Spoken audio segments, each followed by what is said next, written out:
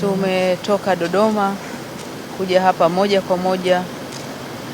Usisahau kubonyeza alama ya subscribe Kalamu TV Online.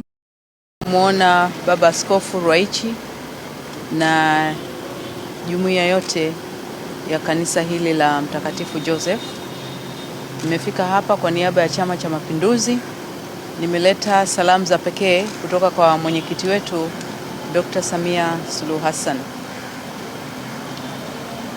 Mwadhama Polycarp Cardinal Pengo ni kiongozi wa kiroho aliyefahamika sana hapa Tanzania. Katika utumishi wake alijipambanua kama kiongozi ambaye alichukua majukumu yake sio ya kiroho tu, lakini aliimarisha waumini na Watanzania wote kwa ujumla. Alikuwa ni kiongozi aliyelipenda kanisa sana na alipenda taifa lake. Huduma yake ilikuwa kimsingi ya kiroho, lakini hiyo haikumuondoa katika kujihisi kwamba yeye ni Mtanzania na alikuwa na jukumu la kuliunganisha taifa letu bila kuzingatia itikadi au dini au imani za watu. Alikuwa ni mwanga katika taifa letu, na kwa maisha yake yote alikuwa ni mfano. Alikuwa ni kiongozi mpole, kiongozi mtaratibu, lakini kiongozi thabiti wa kanisa.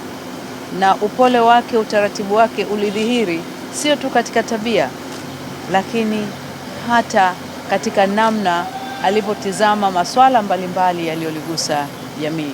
Tutamkumbuka sana Mwadhama Polycarp Cardinal Pengo.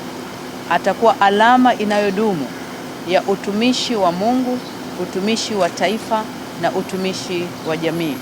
Kwa hiyo tumewasilisha salamu za Chama cha Mapinduzi kwa Baba Askofu Ruwaichi ambaye ameshukuru kwamba tumekuja kumuona, na tumeleta salamu hizi za mwenyekiti wetu Dr. Samia Suluhu Hassan.